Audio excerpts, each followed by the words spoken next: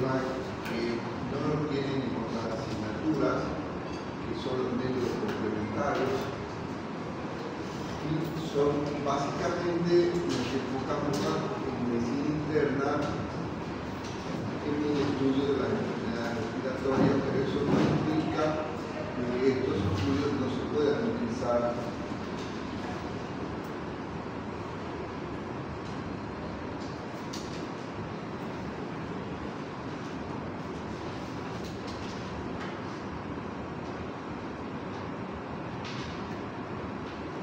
en el análisis de otros órganos del cuerpo. Entonces, cuando hablamos de métodos complementarios, lo que tenemos que considerar siempre, ya han leído la ley 3131, que son los riesgos y beneficios, y que tenemos que tener el consentimiento informado para los pacientes.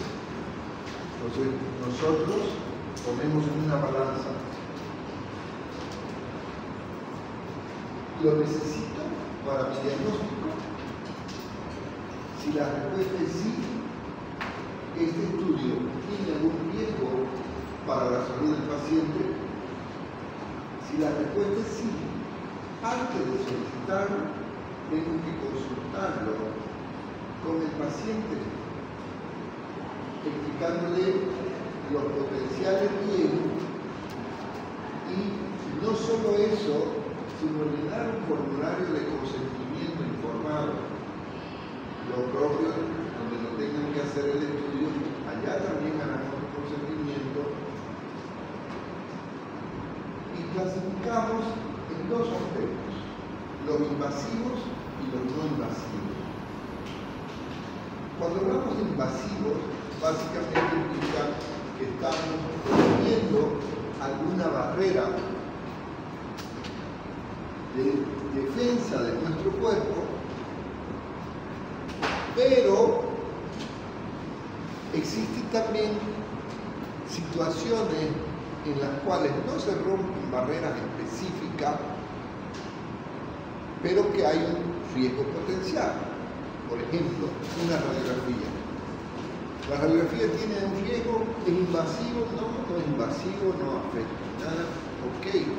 Una radiografía 2-10 probablemente no te haga nada, pero si son más de 10, o si tu paciente está embarazada en el primer trimestre, una radiografía puede ser suficiente para provocar un daño irreversible a nivel genético, a nivel terapéutico, ¿no? Entonces, el estándar de oro en las patologías pulmonares es el estudio radiográfico. La radiografía, trabajo por la circulación para ustedes, no se cree que las dos son solo una cosa. Entonces, la radiografía lo vamos a ver con más detalle en la semana siguiente de nuestra práctica. Despierta por un informe, no importa todo eso. Por eso les dice también estudios röntgenológicos, en la cual utiliza unos rayos X porque no se identificaba qué tipo de onda en ese tiempo de su descubrimiento. Esta emisión de rayos a través del emisor luego es captada por una película fotográfica y detecta sombras. Y estas sombras dan cierto contraste, las cuales nos permiten reconocer los órganos normales o cuando presenten alguna alteración que no conocemos. Cuando tomamos una placa de tórax, habitualmente esta es la sombra que vamos a ver. Ya aprendimos en la anatomía, el otro día repasamos un poquito del laboratorio y vemos de que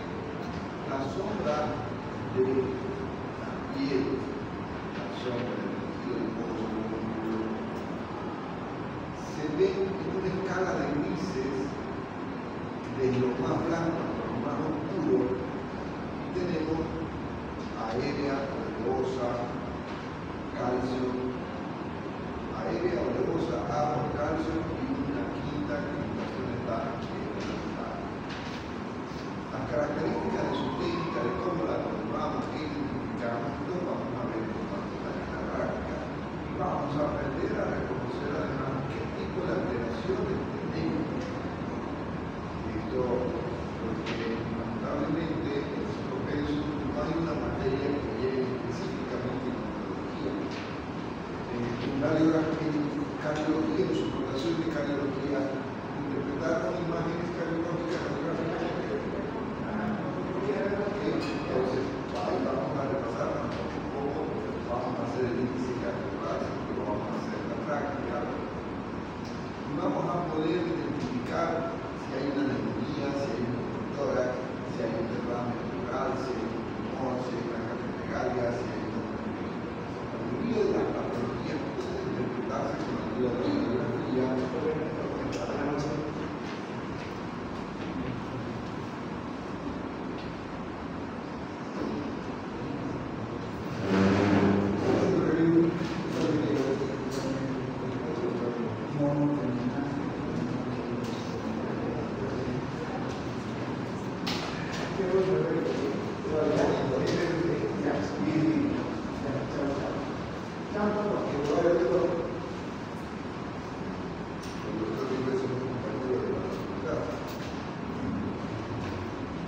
Entonces, les decía que además, como los rayos X, luego se comenzó a utilizar otras características cuando no hay las placas, no hay los reveladores, se pasó a otra etapa que es la fluoroscopía. Vamos a ver en un instante los fluoroscopios modernos son digitales y no se combinaban con el C. Y en ocasiones podemos tener una lesión en ese tórax que justo está por detrás o por delante del corazón, que no es fácil reconocer, entonces tuvimos que ver una lateral, pero con el avance de los rayos X se viene una combinación de más excelente de 1972, gracias a Monsieur Verfrey, que con la ayuda de una computadora se interpretan las imágenes y esto da inicio a ver con más detalle las sombras de una fotografía organizada. Pero además, nosotros con la radiografía, si utilizamos un contraste con varios yodos de la parte del tórax, podemos visualizar mejor todavía lo que son la tráquea o lo que son los vasos. Gracias a estos estudios de contraste, con la radiografía podemos ver, por ejemplo, que había un infarto agudo del miocardio, como es una coronación o un estudio angiográfico,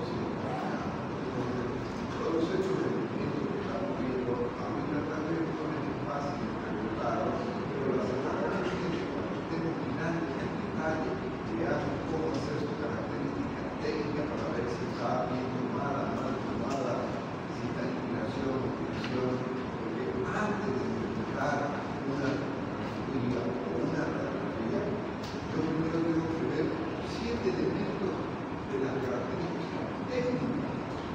Y con la tomografía ya desaparece esto, pero sí tengo que ver 2 ventanas, ya la pulmonar o la química para poder ver. Entonces, en una radiografía simple se sobrepone, ¿sí? Por ejemplo, son las abreviaciones, ahí simplemente para recordar un poquito que son las apófilas espinosas, en la parte de arriba ya sabemos que una vértebra tiene su apófis, luego esta sombra ósea de la clavícula. Entonces, con la sombra, de lo más oscuro a lo más blanco, aéreo. Donde yo vea negro significa que hay aire. Donde hay fuera del cuerpo, en la tráquea, en el esófago, en los alveolos, en los bronquios. Luego tengo una sombra oleosa, donde el tejido adiposo. Luego tengo la sombra agua, donde músculos, corazón, grandes vasos,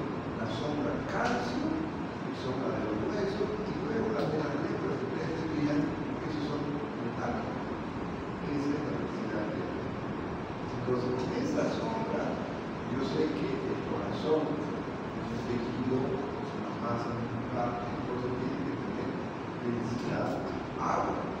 No va a ser densidad aérea porque el corazón no tiene aire en su interior. Entonces, vamos a ver en la práctica y ustedes van a tener la destreza como para reconocer los ángulos ortofrénicos, el corto diafragmático, la vena cava, la arteria pulmonar, la aorta, todo lo que aprendieron de la anatomía, ahora van a aprender a través de una sombra de una profundidad para reconocer cuáles son los sectores. Cuando pedimos una radiografía de modalidad lateral, es simplemente para ver si la visión la tenemos posterior o anterior, porque la radiografía la podemos tomar AP, PA, en lateral, en oblicua, en ológica, en infiltración profunda, en infiltración. La técnica que voy a solicitar va a ser dependiendo qué quiero ver. Entonces, cuando estemos hablando de los quistes, vamos a ver que tenemos que pedir dos radiografías. Una infiltración profunda y otra infiltración para ver si modifica. Si se modifica, estamos hablando de una anemia. Si no se modifica, estamos hablando de un quiste. Entonces, en la práctica vamos a ver cada uno de estos elementos de dificultad. Modulares, intersticiales, ventriculares, línea A, línea B de Kerr, todas estas zonas de infiltrado las vamos a ir reconociendo. Entonces, también tenemos que reconocer cuando tenemos un nódulo de copa, ya lo vemos en la radiografía, ahora cómo se ve en la radiografía. Entonces, todos esos infiltrados son modulares. Y normalmente las pléulas no se notan. Muy delgadito, entonces el rayo X fácilmente pasa y no hay algo que lo proyecte. Cuando las pléulas se notan es porque están inflamadas, o hay una pleuricía, o hay una macropléula, o hay un grano. Eso cuando estemos hablando de pléulas específicos va a ser más fácil de reconocer. Entonces, todos estos órganos que vemos que aprendimos en un cuerpo humano, de una manera con la radiografía vamos a poder a lo comienzo es fácil, simplemente tengo que darme cuenta si es igual o no es igual. Tengo que tener la misma cantidad de aire en el tórax derecho y en el tórax izquierdo, sin embargo, yo no, porque a este lado hay está radiopaco, no está radiolúcido. ¿Por qué hay? Porque tengo que ver, ¿será que hay una paquipleura, una pleura cruzada? ¿O será que hay una neumonía? Pero ahí ya tenía que ver el programa, no lo veo en el programa. ¿O será que es un derrame? Pero si fuera derrame, ¿por qué me aparece el signo de la silueta? Si ustedes se fijan, la silueta cardíaca la estamos viendo. Entonces, ¿qué es esto? Para ver eso con más detalle, deben recordar que para ver una radiografía necesitamos un microscopio, una lupa para ver con más detalle. Hoy, ustedes son médicos del siglo XXI, ya rara vez van a usar un microscopio, puede ser lo que porque ya la radiografía ahora en la teoría es muy digital, simplemente tomamos un enlace y nosotros entramos ahí a donde está cuadrado y hacemos zoom, ampliamos ese proceso para que es más fácil poder observar la radiografía. Porque vamos a ver la práctica, tenemos una lámina y tenemos también de manera digital. De ahí que todos estos detalles son los que vamos a aprender en la práctica, ¿sí? A reconocer cada una de a reconocer, por ejemplo, no tenemos experiencia, pero sí, yo me puedo dar cuenta que esto es diferente a lo normal, y hay un tema normal, y ¿por qué es diferente? Vamos a aprender, ¿será que es una fuga? ¿O será que son fibrosis? ¿O será que son fibrosis inflamatorias? Lejos no lo voy a ver, pero si me acerco, eso es la práctica para poder ver una radiografía, tenemos que estar a una distancia de 30 centímetros.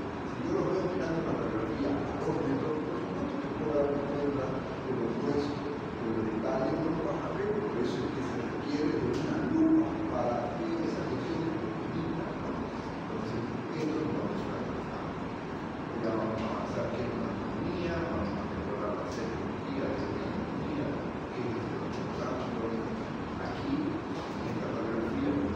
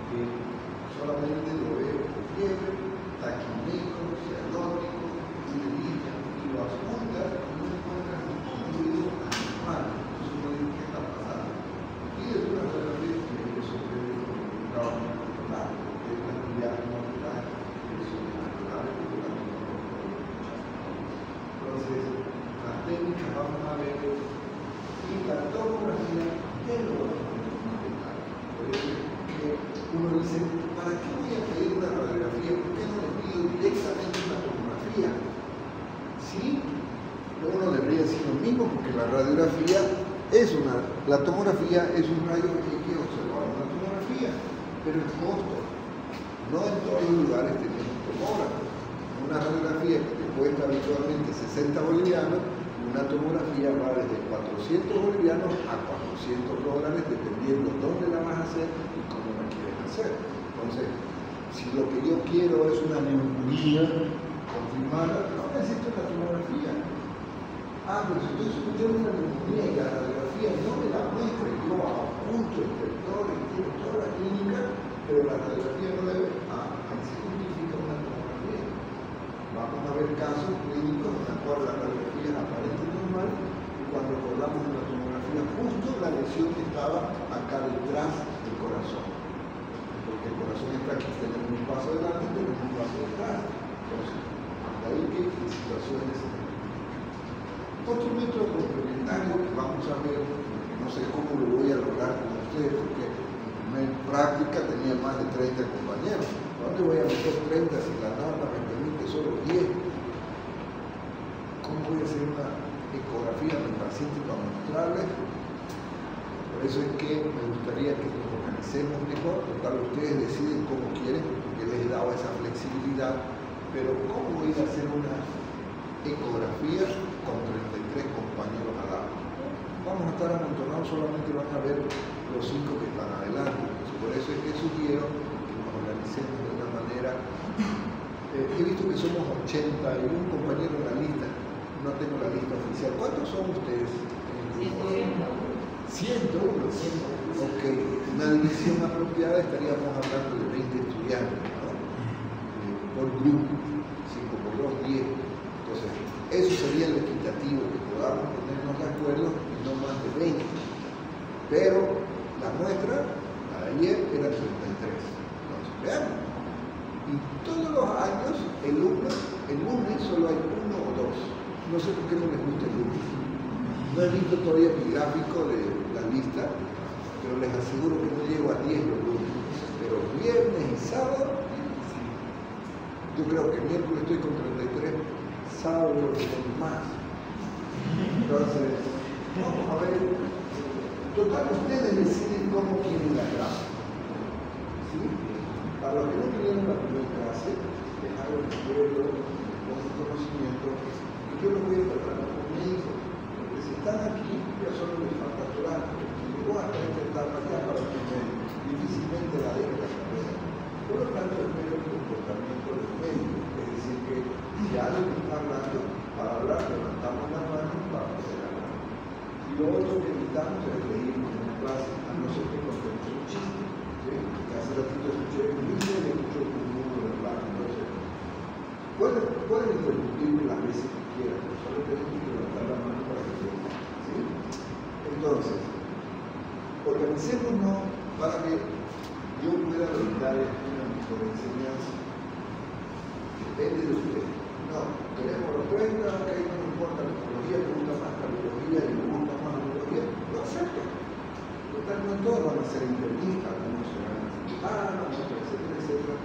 Pero lo ideal, como profesor de deportivo, es que veamos la estrategia más apropiada en la cual yo pueda permitir, porque imaginémonos, si son 33, no vamos a poder hacer los 33 de la práctica.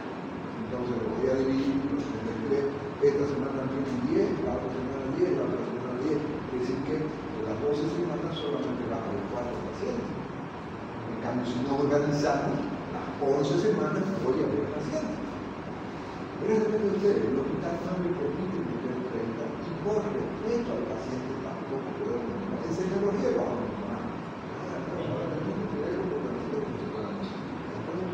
Si me ayudan con ese aspecto va a ser mejor. Entonces, otro estudio que hoy está de moda para la parte pulmonar, no de moda, sino que bajaron los costos y con el COVID, en vez de hacer tanta radiografía para no irradiar a las personas, vimos que la ecografía es un buen método complementario para ver neumonía, para ver derrame. Entonces, ¿la ecografía es invasiva o no es invasiva? ¿Tiene riesgo para el paciente? Ninguno. ¿La radiografía es invasiva o no es invasiva? No es invasiva. Puedo hacerla invasiva si voy a tiene riesgo. En cambio, una ecografía no tiene riesgo. Es más económica, pero ¿cuál es la desventaja? Que no todos los centros tienen ecógrafo.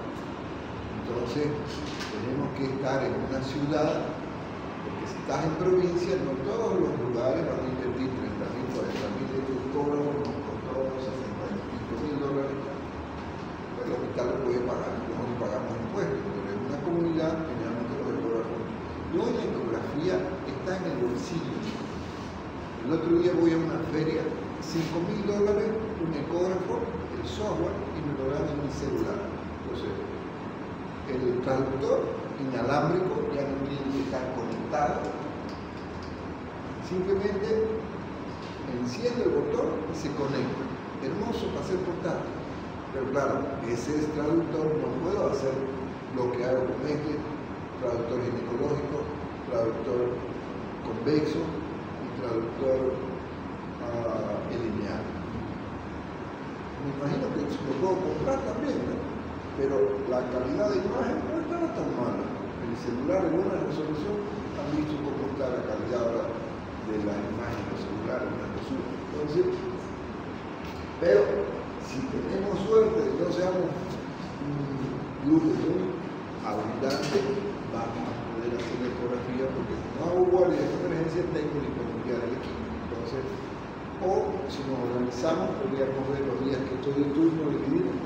Vamos a ver cómo va la situación con ustedes, pero está disponible para que hagamos, porque la idea es que ustedes no solamente reciban el informe de la ecografía, me gustaría que ustedes comiencen a practicar la ecografía, porque no es difícil, solo tengo que imaginarle cómo se ve la sombra y el tipo de la proyección del corte. Entonces, lo ideal, en el próximo pensum que organizamos, una de las cosas que voy a proponer es que pongamos dentro del pensum estas cosas que estamos hablando.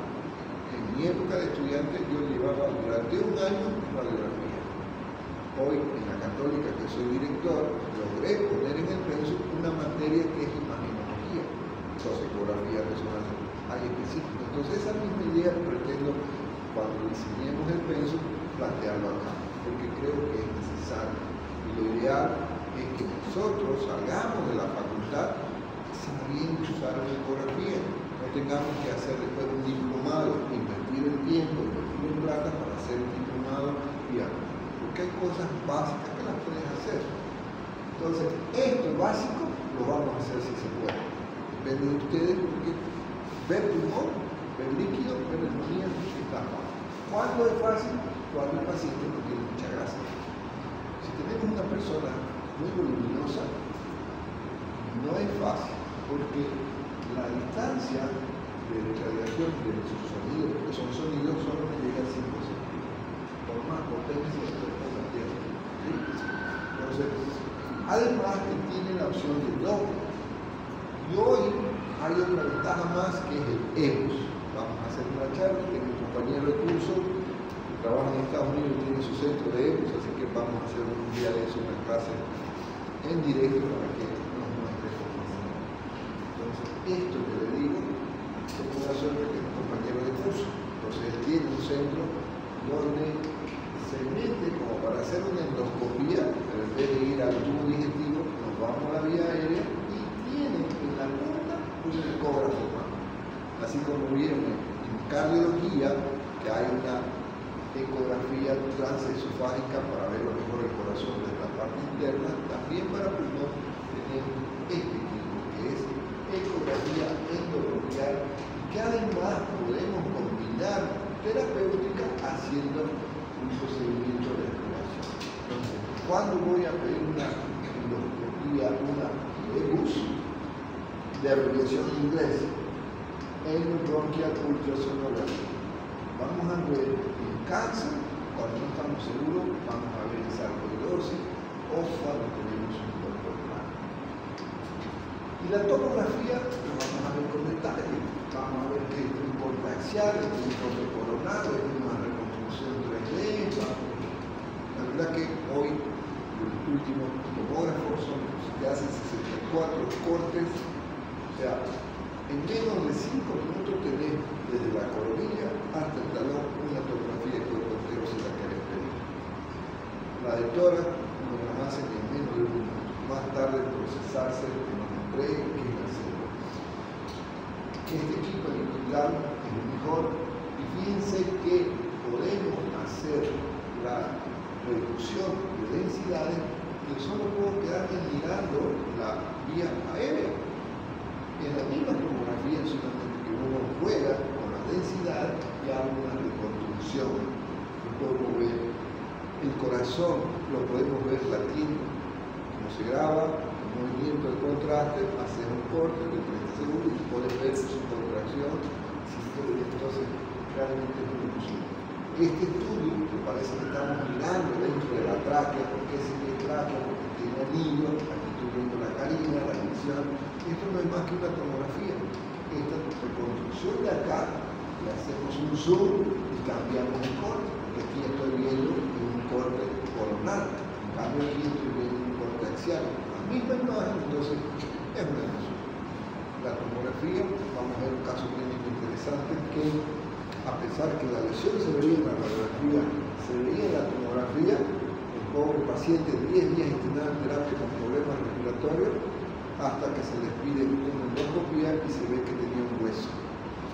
Pobre muchacho, 3 años de accidente de tránsito, quedó tequeado, secuelado, epilepsia, comiendo le vino su confusión probablemente y llegó consciente.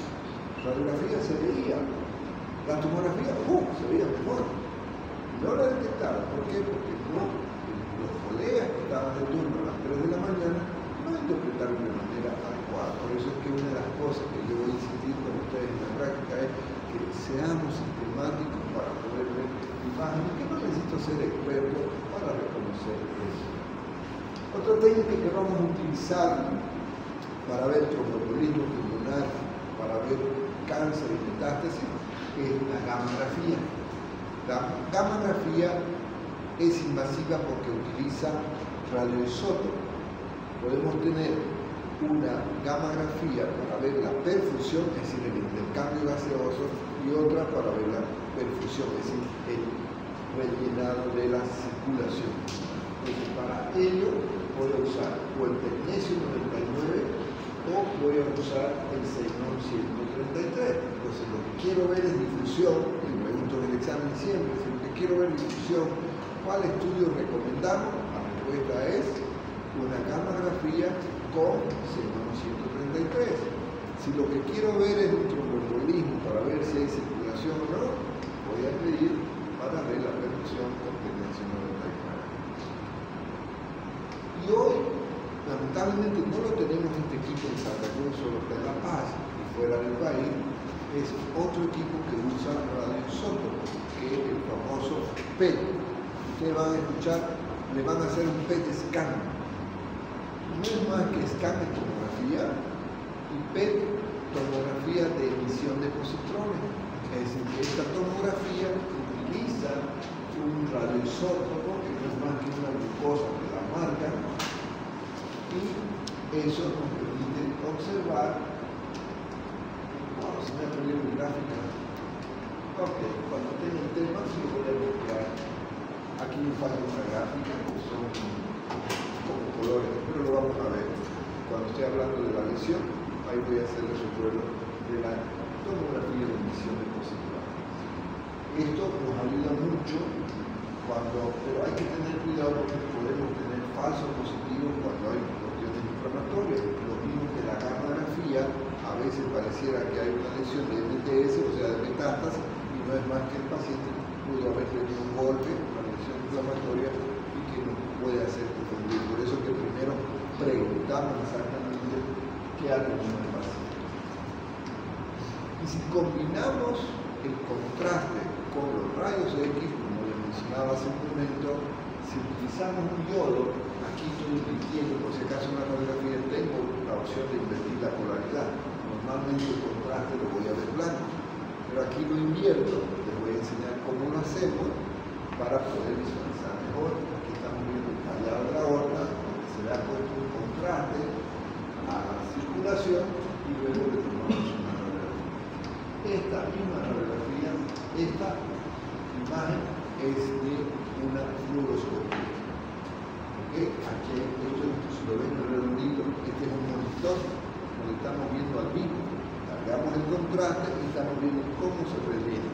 Esto, cuando queremos ver lesiones, por ejemplo, una aneurisma de aorta, una disección aórtica, una obstrucción de una de las arterias pulmonares o coronarias, este es el estudio de elección. Y también la vamos a pedir angiovasográfico, mirar los vasos, cuando tengamos pacientes con hemolisis masiva que no podemos parar con el tratamiento y no sabemos porque si el paciente se te muere por hemorragia, por anemia, entonces tenemos que hacer un estudio porque si no, ¿dónde voy a ir a parar cuál arteria? Si no sé si está sangrado el pulmón derecho o el pulmón izquierdo, estos estudios nos van a orientar para eso, ¿sí?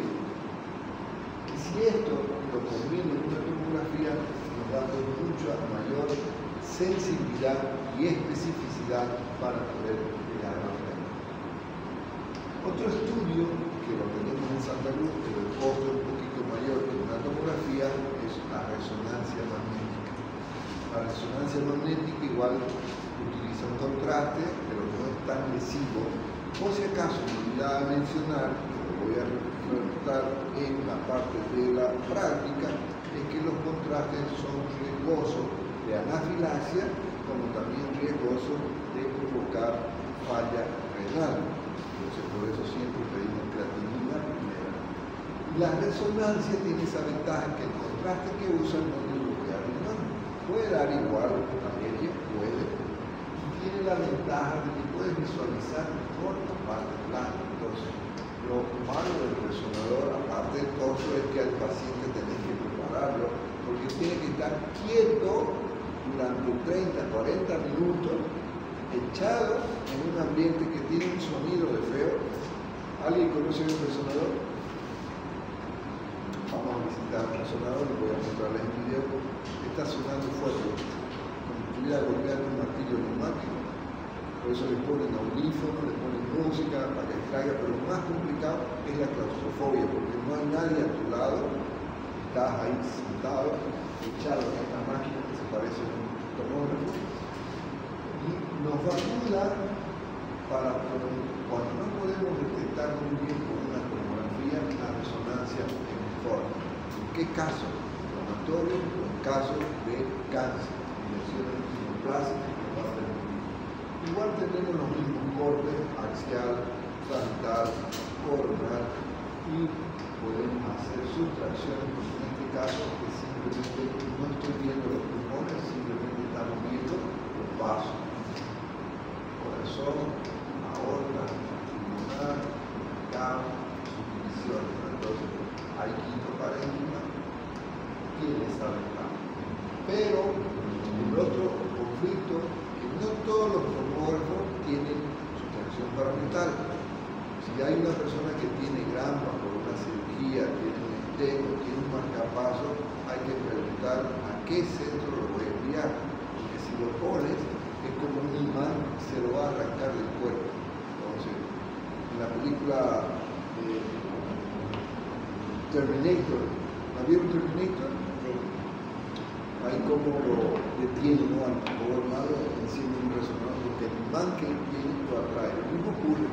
Pero hoy tenemos la suerte de que hay resonadores que han bajado su potencia de ese imán que tiene, que podemos hacer, no importa si el paciente tiene marcapaso.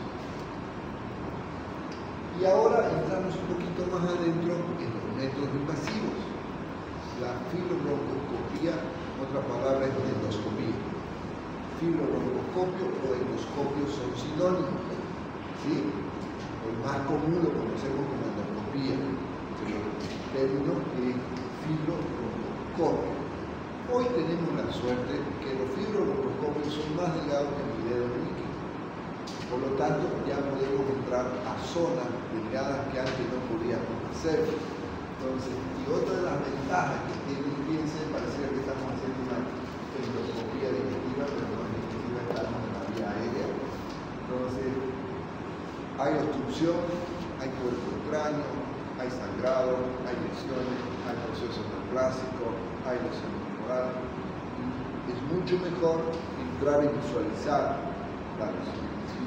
Pero además, con el fibrobroncoscopio tenemos la suerte de que podemos utilizar otras herramientas que se pueden. Por ejemplo, tiene un orificio para meter agua, tiene otro orificio para aspirar, entonces podemos lavar y ese líquido aspirarlo para centrifugarlo y poder detectar mejor células cancerígenas. O puedo meter por ese orificio una pinza. Hay personas que se tragan un diente, hay personas que se tragan un cuerpo extraño, y cómo voy a sacar, cómo lo voy a operar. Entonces hoy con estos equipos metemos, tiene una pinza, se agarra y se va a sacar.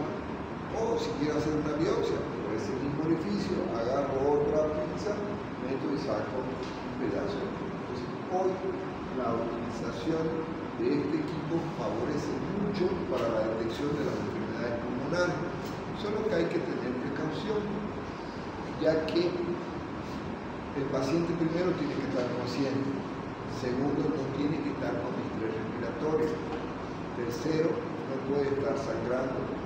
Por ejemplo, que sea un paciente que tenga esta enfermedad de sangre, factor 8, factor 10, hemofilia gracia, duelo lesionario o arritmias. Y además que tengo que explicarle al paciente con sentimiento informado los riesgos, porque al ingresar puedo estimular un reflejo vagal y de pronto una arritmia o un cuerpo bajo y se me puede morir el paciente. Entonces, riesgo, beneficio, lo necesito, el paciente decide, no decide yo. Yo lo recomiendo, ¿sabe qué?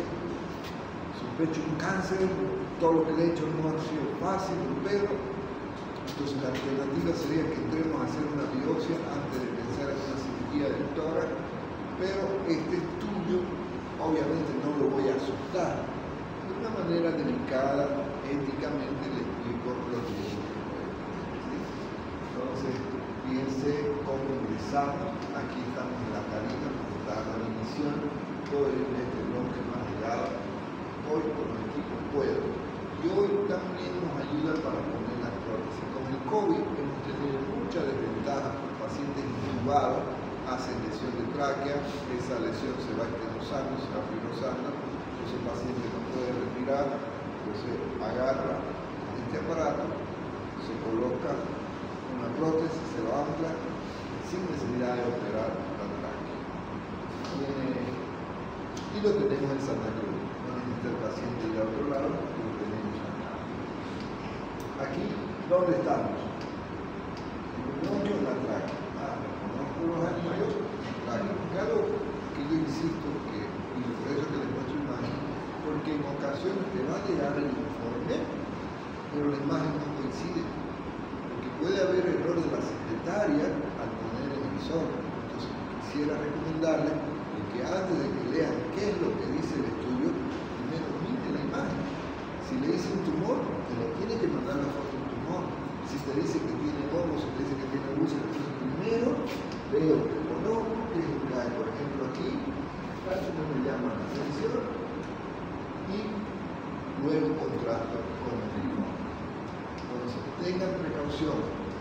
Es un método invasivo que tiene riesgo de complicaciones, que cuando la voy a solicitar tengo que explicarle al paciente las posibilidades de complicaciones que puede tener. Fíjense, el paciente puede morirse por preocupado, el paciente puede morirse por una insuficiencia respiratoria, hemorragia, etc. Entonces, si el paciente tuvo un infarto, entonces no le voy a pedir por el riesgo de provocar una quimio, ¿sí? Entonces hay que tener todas esas precauciones. Y gracias a este estudio, como les decía, puedo tener estudios complementarios asociados, que son, siempre cuando hablen de veda, que veda decimos para la digestiva, videoendoscopía, digestiva alta, aquí se puede utilizar lo mismo, y hay dos opciones. Una, diagnóstica, es decir, quiero ver qué hay, y otra, terapéutica. Si les pregunto en el examen, dame un número, por favor. 8. 3, 6, 7, 8. Compañeros, ayúdenme. ¿En qué casos usted pediría una fibrobroncoscopia? fibrobroncoscopía terapéutica. Terapéutica significa que es para hacer un tratamiento para mejorar una condición. ¿Qué patología? Ajá, de las que hemos explicado ahora. Lo único que estoy haciendo es tratando de fijar el conocimiento, porque las endoscopías pueden ser para diagnóstica o pueden ser para terapéutica.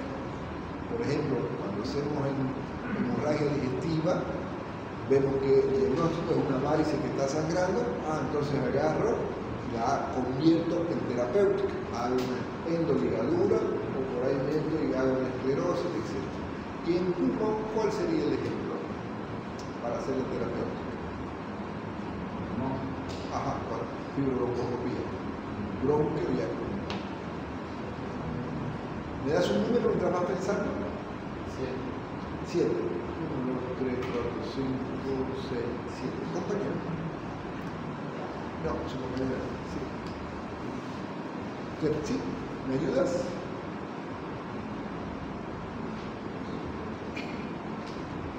Acuérdense, si hay un cuerpo extraño, tengo que sacar, eso es tratamiento, eso es terapéutico. ¿Sí? ¿Qué otra cosa? Acabo de decirles, si hay una estenosis de la tráquea, que el paciente se está muriendo porque no entra aire, hago un procedimiento colocando la colocación de una prótesis, ya la convierto en terapéutica. ¿Entienden? Que todo lo puedo hacer algo para tratar una condición, a eso se refiere como tal. Entonces, considero esas indicaciones que vamos a hacer. Si va a ser para un diagnóstico de cáncer, eso es diagnóstico. Sacar, mirar y hacer la biopsia, ¿sí? Si voy a hacer un pospirado, diagnóstico. Pero, si voy a hacer un semillado, diagnóstico. Pero en cambio, si lo que tengo es un cuerpo extraño, en el caso del médico que vamos a ver en la práctica, ahí se veía en la radiografía, se veía en la tomografía. El pueblo detectado 10 días, 3 días de emergencia y 10 días de terapia, nada, dando las manos. Tuvo que venir el colega a hacer, de pronto encontró hueso, ahí era diagnóstico, la convirtió en terapéutica, simplemente metió la pinza, agarró la pinza. Por eso quiero que se les quede claro, por favor, para cuando les pregunten el examen o para cuando la tengan que indicar. Para cuando tengan que ejercer como médico, hay un cuerpo extraño, ¿qué voy a solicitar? No diagnóstico, terapéutico, ¿de acuerdo? Ok. Al diagnóstico de funciones y lavado en casos, situaciones, por ejemplo, una micosis por un Giroveshi. No es fácil, un cultivo donde tengo que pasar por la boca, por la garganta, por la tráquea, llegar al bronco, puedo contaminar. Entonces, tengo estas condiciones de hacer un lavado apropiado, luego centrifugarlo, tomar muestra para ver qué tipo de centralidad, hacer cultivo y ver las otras características. Entonces, esto es importante que lo recuerden. ¿Cuál es la fórmula normal de la cantidad de células que tenemos en la vía aérea? Entonces, cuando estemos hablando de enfermedades, por ejemplo, lepto, por ejemplo, fumadores, estos cocientes pueden estar elevados. Procesos neoplásicos, clásicos, etc. Entonces, este lavado antes se llamaba neumocystis carinii, hoy se queda de que el carinii es para los roedores, gatos, y en el humano se llama ¿cuál? Giroveshi. Entonces, lavado más biopsia, más centrifugado, fíjense cómo podemos aumentar nuestra sensibilidad. Otro estudio que usamos, que esta imagen debería estar atrás en radiografía, es el contraste con varios. Ya no lo usamos porque es incómodo llenarlo de líquido a un pulmón. La sensación que tiene el paciente que se está ahogando es muy incómodo. Entonces, el ovario solo se utiliza para esófago. Cuando quiero ver si hay una calacia, una estenosis, le damos a tragar el ovario, o si queremos ver el colon, colocamos el hematovario. Pero antes, cuando no teníamos la opción de los tomógrafos, hacíamos estos estudios con varios a nivel de bronquio. Hoy, con la tomografía y la reconstrucción digital, ni siquiera tengo que poner un contraste para visualizar. Pero es bueno que como médicos sepamos que se utilizaba el bario para la vía aérea. Y yendo más invasivo, ya en el área de la cirugía, en ocasiones, con todo lo que estamos haciendo, no logramos, especialmente en cáncer, y tenemos que hacer invasivo, tenemos que hacer corte a nivel del tórax para ir a mirar cómo está dentro de la pleura. Lo puedo hacer directamente mirando con una fluoroscopía, o lo puedo hacer a través del video. Las mediastinoscopías son más complicadas, obviamente, entonces la ventaja de que cuando estamos por video que lo podemos grabar y lo podemos transmitir a una interconsulta con un colega que esté a miles de kilómetros gracias a las conexiones que tenemos. En ocasiones, cuando estamos sospechando procesos pulmonares que pueden estar invadiendo mediastino, pedimos la mediastinoscopía, pero son procesos invasivos. Y algo que sí o sí tiene que salir de esta adaptación con el conocimiento para que mañana con la técnica quirúrgica que aprendan es la función de tórax. Es una emergencia. Yo tuve la mala experiencia en mi provincia que me llegó un baleado 4 de la mañana. Sabía que hay que poner tubo de drenaje, pero no me acordaba cómo conectar el frasco. Por suerte tenía una enfermera. Entonces esa mala experiencia dije, no, hoy me toca enseñar, y no solamente vamos a aprender la técnica de cómo drenar un tórax con aire, que es un neumotórax a tensión, o un hemotórax, o un hilotórax, porque también tenemos que aprender, y esto lo vamos a ver en la práctica, cómo conectamos, porque parece simple, pero hay 2 tubos. Funcionar facilito. Vamos a aprender segundo espacio, quinto espacio, depende de qué quiero hacer. El detalle que yo no recordaba era cómo conecto la manguera, el sello de agua. Tengo 2 cuellos, ¿a cuál tubo? Solo tengo que colocar el tubo que está por debajo del nivel de agua. Entonces, prefiero explicárselo en la práctica, mostrándoselo con el paciente para que se le grabe más y no le vaya a ocurrir lo que me ocurrió.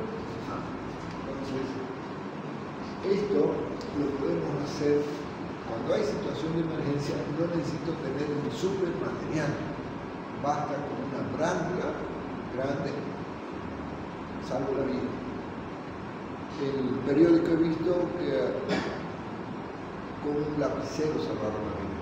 Y sí se puede, lo puedes cortar. En un avión, un paciente se le reventó una bulla, por suerte el avión se manda el tórax ahí.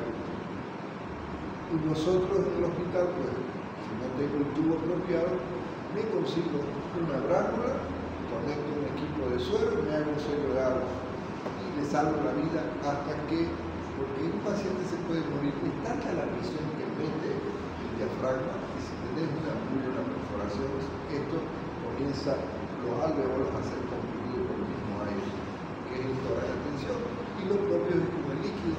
Cuando el derrame es muy importante, hace lo que llamamos un tipo de taponamiento y el paciente se te puede morir.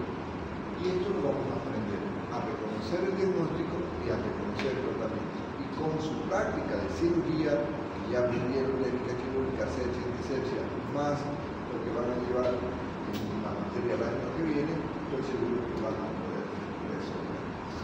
Lo que sí recomiendo, por ejemplo, esta noche en el turno, me bajan un paciente de piso en insuficiencia respiratoria por derrame masivo, ¿le coloco el tubo? No, porque mejoró con oxígeno y preferí esperar al otro día en que haya el material para hacer una biopsia, porque al colocar el tubo ya estoy siendo invasivo y duele. por más que ponga anestesia, no siempre tengo la técnica apropiada y duele. Y para hacer la biopsia tengo que volver a funcionar. Entonces, a mí no me duele, le duele al paciente, no. El humanismo, la empatía, la calidad de la atención, entonces es preferible en un solo procedimiento. Primero funciono, tomo la muestra y después hago mi examen. ¿Sí? El proceso, recuerden siempre, a no ser que sea emergencia y no tener para hacer la biopsia, ni modo. Pero lo ideal, si puedes programarlo, primero biopsia y después el drenaje del líquido, o en neumotórax rara vez hacemos una biopsia. Cuando hacemos biopsia es cuando tenemos un virus bajo. En ocasiones tenemos un paciente inmunodeprimido, como vamos a ver en neumonía, y necesito tener certeza de qué germen tengo. Porque si yo le hago cultivo de su punto, puede ser que yo traiga la detección de la bacteria que está en la boca, pero no de la bacteria que está en el pulmón. Entonces me sale un streptococo, le doy tratamiento y no mejora al paciente. Lo que tiene es un coco. Entonces, en estos casos, cuando veo que el paciente tiene muchas caries, tiene faringitis, repetición, así, tiene una boca sucia, ahí prefiero hacer este procedimiento invasivo y con una aguja ingreso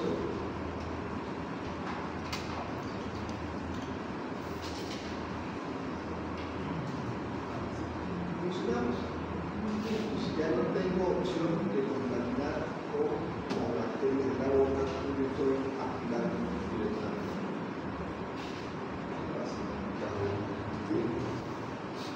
Y en ocasiones, esas raras, cuando estemos hablando de cáncer, van a ver que la única manera de poder llegar a un diagnóstico para ver dentro de los 10 tipos de cáncer es haciendo una biopsia. No siempre se puede hacer a través de la pared torácica. La lesión está muy interna, entonces tengo que hacer una cirugía con el cirujano de tórax y tomar una muestra de tejido, porque en cáncer, cuando veamos, si no tienes la certeza del tipo de cáncer, no vas a saber qué quimioterapia o radioterapia va a combinar, porque no es lo mismo un cáncer de células pequeñas que un adenocarcinoma o que un adenosarcoma. El tratamiento varía. Entonces, en ocasiones sí o sí voy a tener que hacer un procedimiento invasivo. Imagínense, cirugía de tórax son palabras mayores, por lo tanto también entra el consentimiento informado y tengo que explicarle el paciente. Y el otro estudio que es muy común, no invasivo, es el análisis del esputo. Comúnmente lo asociamos solo a la baciloscopía. Cuando hablamos de baciloscopía es para detectar micobacterias. Baciloscopía, mirar bacilo. En cambio, cuando hacemos análisis de esputo, vamos a ver la centralidad, vamos a ver el tipo de bacteria, como también otros elementos, por ejemplo los cristales, en pacientes con asma, con alergia. Entonces la baciloscopía no tiene riesgo.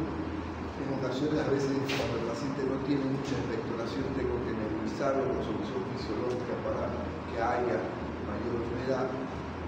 Y nos va a permitir, pero por favor, cuando le damos la baciloscopía, el estudio tiene que ser RP, que significa Precrispy Registration, nombre del paciente y pongo baciloscopía más emisión de Gram más cultivo y ampliograma.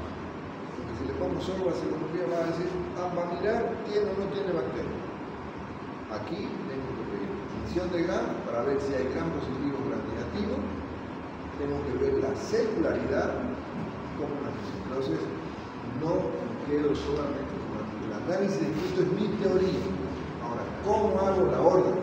RP, nombre del paciente, baciloscopía más emisión de Gram más cultivo y citología de esputo, para que en esa muestra que tenemos de saliva o de expectoración podamos conocer qué tipo de bacterias, Gram positivas, Gram negativas, vamos a ver si tiene celularidad tipo de eosinofilia, si tiene cristales. Entonces Y obviamente va a depender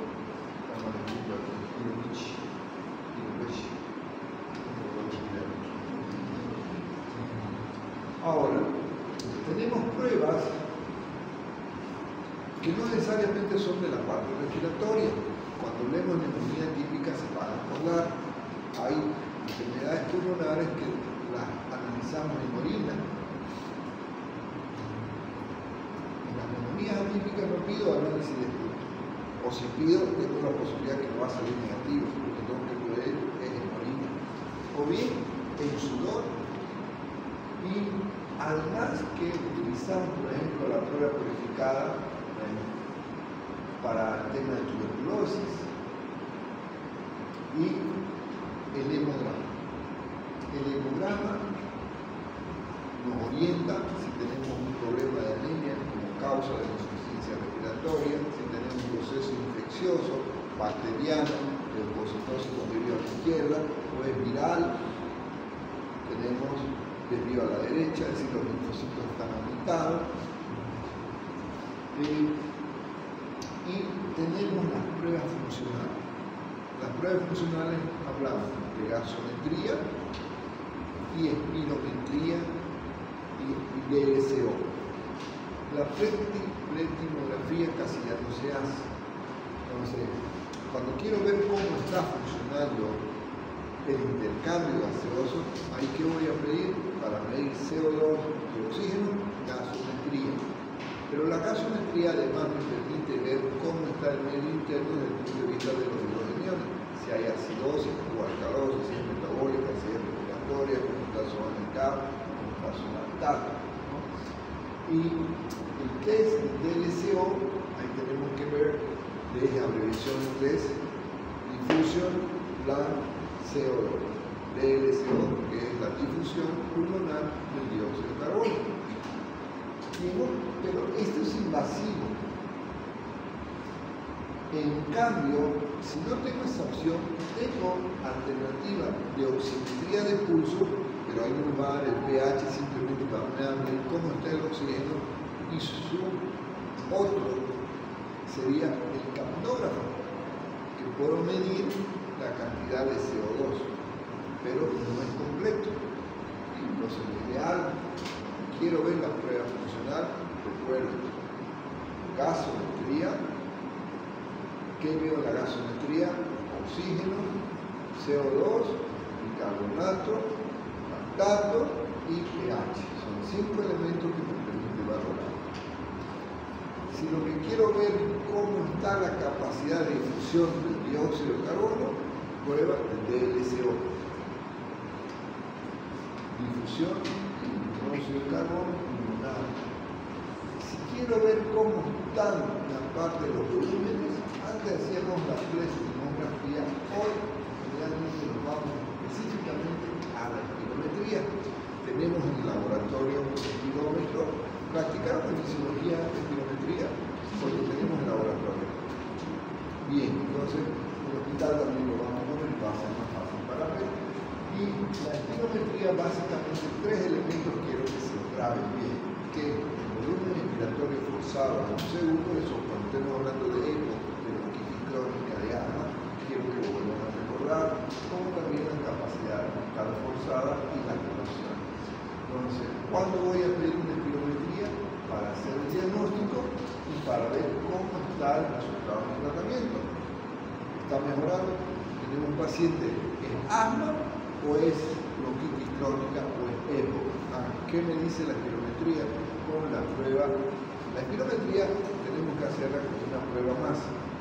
Una cosa, los volúmenes, más la estimulación con un broncodilatador. Y en ocasiones, cuando no hay la respuesta al broncodilatador, pero la clínica me dice que sí es un cuadro asmático, entonces lo estimulo. Y para eso utilizo la metabolina. Debo tener cuidado porque estoy produciendo una sustancia que va a provocar control bajo. Y tengo que estar alerta con mis broncodilatadores para evitar las complicaciones. Entonces recuerden, voy a ver diagnóstico y voy a ver respuesta al tratamiento, es decir, monitorización de respuesta. Vamos a ver que en la práctica, cuando estamos hablando de las enfermedades, vamos a clasificar en enfermedades que son de tipo restrictiva y de tipo obstructiva lo mismo, es decir, bronquitis crónica, neumonía, asma, PAM. Cuando vemos cada una de ellas, ahí vamos a ver cómo espero encontrar estos valores. Básicamente con estas que supamos identificar en estas 4 columnas basadas en la capacidad vital forzada y el volumen expiratorio forzado en los 15 segundos versus su relación más la función esperada, encontrando el 175%, yo puedo ver si el problema es restrictivo o es obstructivo. Y el obstructivo puedo tener una capacidad normal o disminuida, o puedo tener una obstrucción. Fíjense, normal o una institución. La interpretación de esas 3 o 4 curvas, dependiendo de las gráficas que nos den, vamos a poder ver. Entonces, cuando vemos neumonía, telestasia, edema, lesiones tumorales, etc., vamos a repasar, vamos a volver a recordar cómo es el patrón de un espirometro. ¿Sí?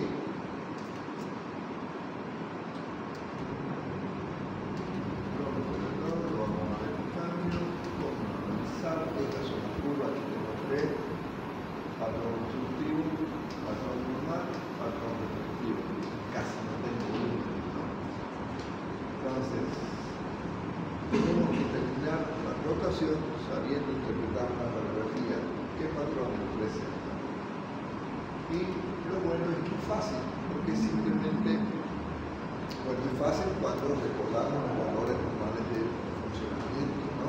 Que no todos los resultados que trae la tablita de los valores normales, pero si nosotros hacemos caso a la sugerencia que les di a la primera clase cuando hacíamos la evaluación diagnóstica, de recordar los valores normales fisiológicos, pues va a ser más fácil de interpretar. Entonces les decía, a veces la prueba del broncodelatador es negativa, pero el cuadro clínico es de asma, puede probar una prueba de metabolismo.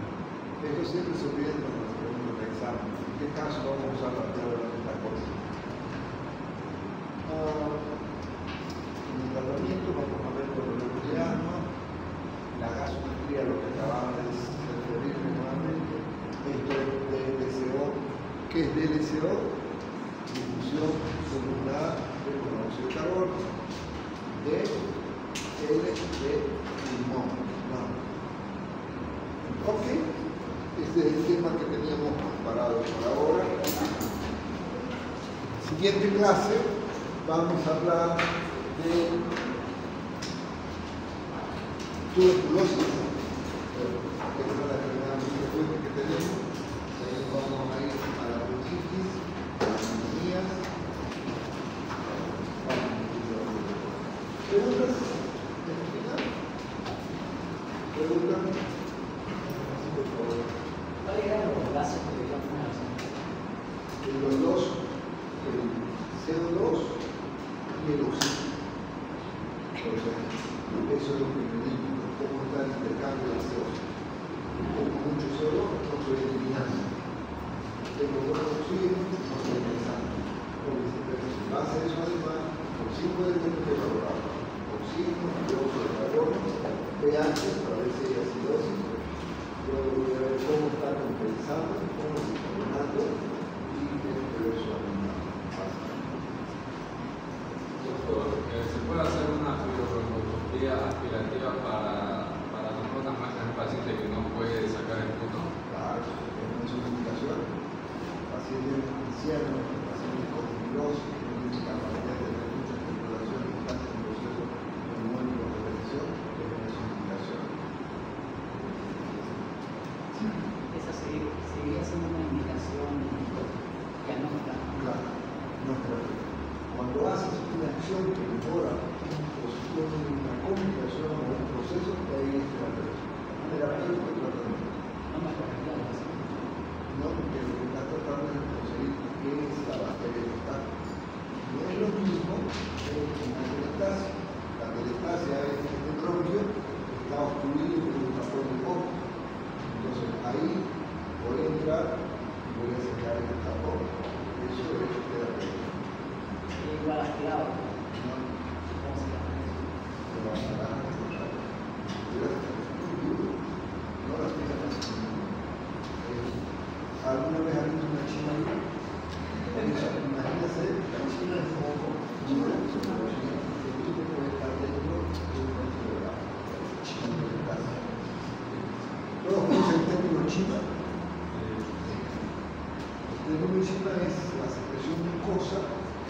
dura, que se pega, que muchas veces el paciente sangre cuando se la saca, viene por el taxi y tenés que preguntarle qué hizo. Hasta la primera vez no. Eso puede ocurrir dentro del pulmón, la secreción que se endura, fluye, y esa zona, al estar obstruida, no deja pasar el aire, entonces se alveolo, se colapsa, y ves en la radiografía que parece una neumonía, pero no tiene broncograma. No hay broncograma, es una atelectasia. ¿Cómo la mejora la atelectasia? Masoterapia, psicoterapia, fisioterapia, neuroinfecciones, no mejora porque hay transcritos para tratar de ello. Sí, por favor. Doctor, ¿para qué servía la fórmula para calcular la cantidad de células que tenemos en la Eso, para ustedes, está el proceso inflamatorio, procesos clásicos o procesos infecciosos, pero el encuentro depositario de un lavado que va a ser para terminar. Pero recordando que las personas fumadoras, al estar siendo agredidas o mucosas por el humo, van a tener valores elevados que pueden confundir con procesos clásicos. Entonces, cuando el paciente fumador ajusta un poquito el informe. ¿En esta fila no te gusta? ¿Esta fila?